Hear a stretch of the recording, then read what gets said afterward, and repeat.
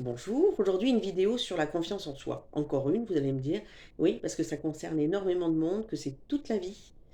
Et je pense qu'on n'en parle jamais assez. Voilà.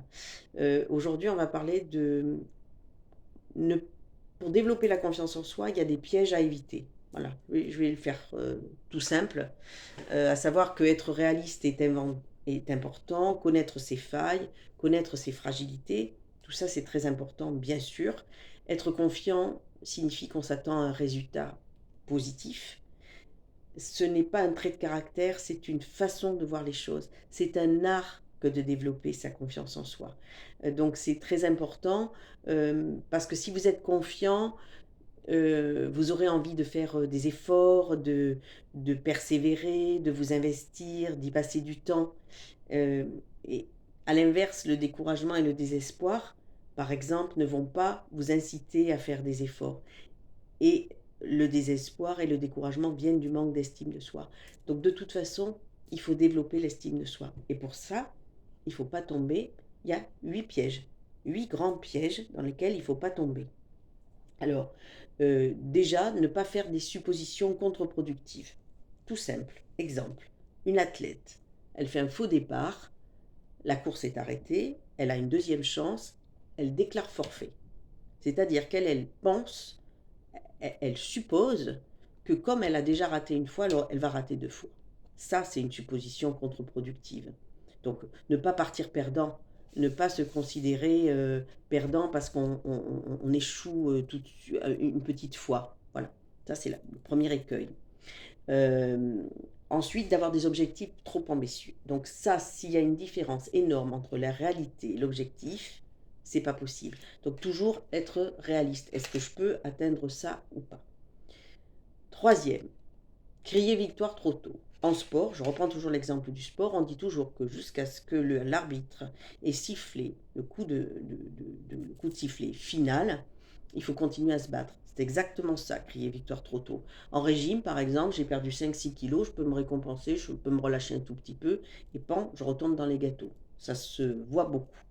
Ensuite, croire qu'on peut se débrouiller seul. L'être humain n'est pas fait pour être seul. Donc, euh, on a besoin d'aide, on a besoin de soutien, on a besoin d'en apporter aux autres, parce que figurez-vous que se tourner vers les autres, donner aux autres, eh ben, ça augmente l'estime de soi, ça fait du bien, ça rend heureux, donc et réciproquement. Donc ça, surtout ne pas rester seul. Voilà, ça c'est important. Euh, Ensuite, rejeter la responsabilité sur autrui, sur votre histoire, sur votre passé, sur votre famille, sur votre voisin, sur votre collègue. On est toujours maître de son destin. On prend ses responsabilités, son bâton de pèlerin, et on se bat pour avancer. Toujours la résilience, on se construit grâce à des mains qui se tendent. Donc même avec un passé difficile, on peut y arriver. Ça prend du temps. Voilà, mais en tout cas, on ne peut pas rejeter toutes les fautes sur quelqu'un d'autre. C'est pas possible. Ça marche pas. Ensuite, d'être tout le temps sur la défensive. Alors, entre recevoir des reproches et répondre, et répliquer avant même d'avoir écouté, il y a une différence, bien sûr. On peut présenter ses excuses pour quelque chose qu'on a mal fait, mais on ne présente pas des excuses pour ce qu'on est. On dit ah non mais moi je suis comme ça, voilà, voilà. Voilà, ça c'est moi. Non, ça c'est ça. On bannit cette phrase-là. On a fait quelque chose, on a loupé quelque chose, mais ça ne veut pas dire qu'on va tout louper. Voilà, donc ça c'est important aussi. Soyez fiers de vous-même, de votre histoire, de votre parcours, de vous. Et on peut faire des erreurs quand même. Ensuite, ne pas anticiper des revers. C'est-à-dire que on ne vous demande pas d'être dans un optimisme béat, ça va marcher, tout va marcher. Non, tout ce qu'on fait, c'est compliqué. Il faut anticiper qu'il puisse y avoir quelque chose qui se passe mal. C'est pas parce qu'il y a une semaine de mauvaise que tout le reste va être mauvais et que votre projet est loupé, est fichu. Pas du tout. Donc il faut être capable euh, de se dire, il va y avoir des moments compliqués, mais je vais les passer. Quel que soit que ce soit professionnel, que ce soit sentimental, que ce soit plutôt à l'intérieur de vous, dans le travail sur vous-même, c'est exactement la même chose. Donc on ne vous demande pas d'être optimiste de façon d'être béate, mais d'être réaliste. Euh, et ensuite, en fait, la confiance en soi, elle augmente au fur et à mesure qu'on comprend et qu'on accepte que certaines choses vont pas être si simples que ça. Mais à partir du moment où on les identifie, encore une fois, c'est presque un travail intellectuel, euh, et ben, du coup, ça va mieux et ça aide. Et le